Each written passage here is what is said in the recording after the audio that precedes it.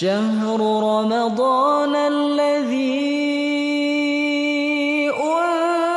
أنزل فيه القرآن.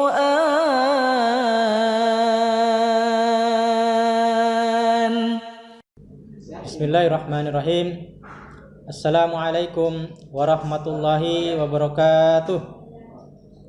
Innal hamdalillah nahmaduhu wa nasta'inuhu wa nastaghfiruh wa na'udzu billahi min syururi anfusina wa min sayyiati a'malina. May yahdihillahu fala mudhillalah wa may yudlil fala hadiyalah.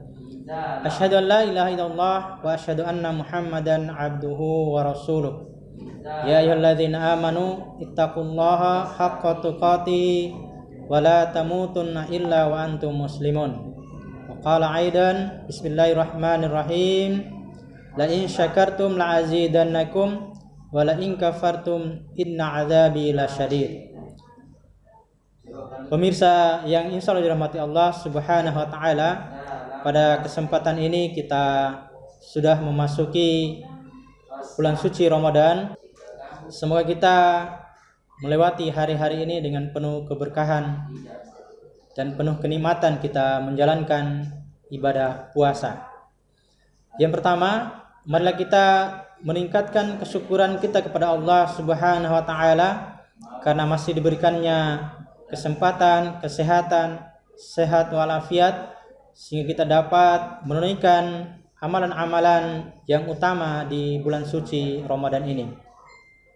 Yang berikutnya, marilah kita berselawat kepada junjungan kita Nabiullah Muhammad sallallahu alaihi wasallam, karena dengan perjuangan beliaulah kita dapat menapaki jalan Islam, sehingga kita dapat hadir pada kesempatan ini dalam keadaan penuh dengan ketakwaan kepada Allah Subhanahu wa taala.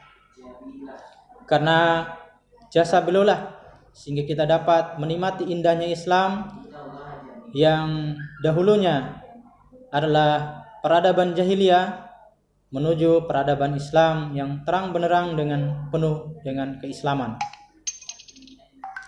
Yang berikutnya pula adalah kita bersyukur kepada Allah Subhanahu wa taala atas segala nikmatnya. La in syakartum la azidannakum wa la in kafartum inna adzabi lasyadid. Barang siapa yang bersyukur kepada Allah Subhanahu wa taala, niscaya akan ditambahkan nikmatnya, dan barang siapa yang ingkar, niscaya dia akan diberikan azab yang pedih. Hikmah dari puasa itu ada beberapa hal yang insyaallah kita akan sampaikan pada kesempatan ini. Yang pertama adalah meningkatkan keimanan kita kepada Allah Subhanahu wa taala.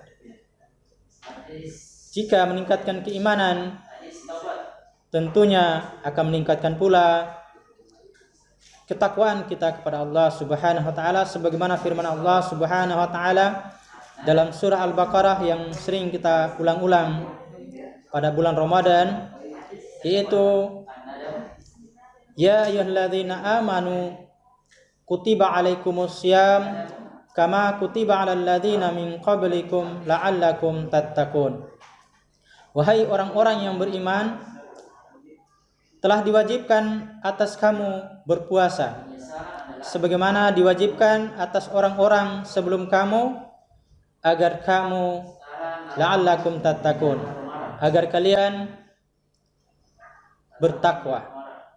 Yang dipanggil dalam surah ini adalah orang-orang yang beriman.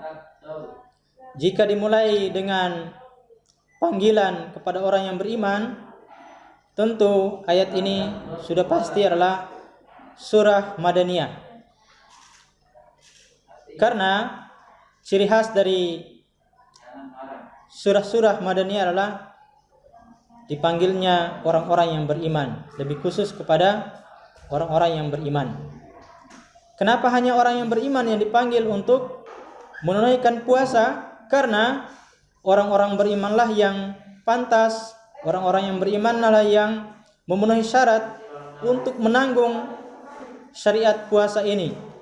Orang-orang kafir tidak termasuk, orang munafik apalagi, ataupun dari kalangan Yahudi maupun Nasrani, tentu tidak dipanggil untuk menunaikan puasa, karena syarat yang pertama untuk memenuhi puasa ini adalah beriman kepada Allah dan Rasul-Nya. Jika kita ingin melihat lebih luas lagi, pengaruh puasa ini adalah bagaimana meningkatkan ibadah kita, ubudiyah kita kepada Allah Subhanahu wa taala, sebagaimana yang kita sering ulang-ulang dalam surah Al-Fatihah. Kita sering mengulang-ulang, iyyaka na'budu wa iyyaka nasta'in. Kepada mula kami menyembah dan kepada mula kami memohon pertolongan. Dalam kesempatan ini, bahwa dalam ibadah-ibadah kita selalu diperintahkan untuk berjamaah. Dalam ayat yang barusan saya bacakan tadi, iyyaka na'budu wa iyyaka nasta'in, menunjukkan bahwa perintah ataupun dalam hal ubudiyah kepada Allah, marilah kita bersama-sama untuk menunaikannya. Jadi banyak ayat-ayat yang menunjukkan hal yang demikian, yaitu perintahnya selalu berjamaah. Pada kesempatan bulan Ramadan yang penuh berkah ini, marilah kita terus meningkatkan ubudiyah kita dengan memperhatikan amal-amal yang senantiasa melipat gandakan pahala di sisi Allah Subhanahu wa taala. Di sana ada puasa, kemudian di malam harinya ada tarwih, kemudian ada baca Al-Quran, karena bulan Ramadan itu adalah bulan diturunkannya Al-Quran. Syahrul Ramadan alladzi unzila fihi Al-Quran. Bulan Ramadan itu di mana diturunkannya Al-Quran.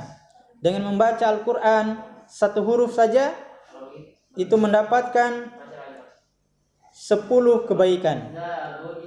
Tidaklah kita katakan alif lam mim itu satu huruf, sesungguhnya dia adalah 3 huruf. Alif lam mim, 3 huruf menjadi 30 kebaikan, menjadi 30 pahala. Itu di bulan yang lain. Jika dalam bulan Ramadan itu dilipat gandakan berlipat-lipat pahalanya dari Allah Subhanahu wa taala. Belum lagi kita berzikir, berinfak karena Allah. Dan salah satu ciri orang yang beriman adalah alladzina yu'minu bil ghaibi wa yuqimunas sholata wa mimma razaqnahum yunfikun, yaitu beriman kepada yang gaib, mendirikan salat, dan apa-apa yang Allah rizkikan mereka infakkan. Yang kedua, fungsi dari puasa ini adalah fungsi sosial, yaitu memperhatikan kondisi sosial kita untuk memberikan kebangkitan secara sosial, memperhatikan lingkungan sosial kita agar terperhatikan untuk meningkatkan secara ekonomi, secara sosial, maupun secara fisik dan mentalnya, agar bersama-sama memberikan pengaruh yang lebih baik dari puasa ini. Dengan program yaitu jiswaf, zakat, infak, sedekah, dan wakaf. Baik, kita membicarakan zakat dalam hal ini adalah sesuatu hal yang harus kita tunaikan bagi orang-orang yang beriman, karena zakat ini merupakan salah satu dari rukun Islam. Sesungguhnya bangunan Islam ini didirikan atas 5 perkara. Bunyanul Islam ala khamsin. Yang pertama adalah mengucapkan 2 kalimat syahadat. Yang kedua mendirikan salat. Yang ketiga menunaikan zakat. Yang keempat puasa Ramadan. Yang kelima adalah naik haji jika mampu. Nah, kita membicarakan zakat merupakan hak bagi orang-orang yang membutuhkan. 8 asnaf disebutkan dalam Al-Quran. fakir, miskin, amilin, mu'allaf, gharimin, ibnu sabil, fi sabilillah. Beberapa asnaf ini ada yang kita prioritaskan, yaitu fakir, miskin, dan memenuhi tingkatan-tingkatan. Sepertiganya untuk amil, dan tidak boleh lebih dari sepertiga adalah untuk amilin. Dan berikut adalah tingkatan-tingkatannya yang memberikan dampak secara sosial. Adapun zakat ini juga memperhatikan ada namanya nisab dan haul. Nisab itu adalah kadar berapa banyaknya sudah berkewajiban untuk dikeluarkan zakatnya. Adapun haul adalah lamanya dimiliki barang tersebut, yaitu biasanya 1 tahun. Ada juga yang tidak pakai haul, seperti zakat pertanian. Dia saat panen dikeluarkan. Pertanian itu minimal 653 kg beras. Jika memenuhi minimal itu, wajiblah dikeluarkan 5% untuk yang menggunakan alat-alat pertanian, 10% yang tidak menggunakan alat-alat pertanian seperti tada hujan, misalnya hanya mengandalkan hujan yang turun untuk pengairannya. Kemudian ada zakat harta, zakat mal, yaitu yang setingkat dengan 500 zakat mal yaitu 85 kg emas. Jadi kalau kita mempunyai harta setingkat minimal 85 kg emas, misalnya harga emas sekarang 1 juta, berarti 85 juta. Dikalikan minimal seperti itu harta kita, wajib dikeluarkan 2,5% dari harta itu. Atau misalnya 100 juta, 2,5% dipotong, berarti 2.500.000-nya itu diinfakkan untuk 8 asnaf tadi. Kemudian ada juga zakat investasi. Zakat investasi ini hitungannya minimal 520 kg beras. Nah, misalnya investasinya sudah berlalu 1 tahun, itu dikeluarkan minimal 520 kg, kemudian dikeluarkan 5% dari yang kita punya. Sebelum lebih jauh, Ustadz akan menyampaikan apa itu zakat. Zakat itu adalah dari segi bahasa adalah bertumbuh, berkembang. Namun secara istilah, zakat itu adalah membersihkan dan menyucikan. Dalam ayat khudz min amwalihim shadaqatun tutahhiruhum biha wa tuzakkihim. Khudz min amwalihim shadaqatun tutahhiruhum wa tuzakkihim biha. Diperintahkan kepada amil untuk memungut zakat ini dari orang-orang yang sudah pantas untuk mengeluarkannya, yaitu mengeluarkan zakatnya. Untuk apa? Untuk membersihkan dan menyucikan. Bersih berarti secara lahiriah dari kotoran-kotoran badan kita. Watu zakihim yaitu untuk menyucikan. Jadi secara etimologis yaitu adalah kejiwaan kita untuk menyucikan ruhani kita dari dosa-dosa dan kekikiran sifat-sifat manusia. Demikianlah yang bisa saya sampaikan.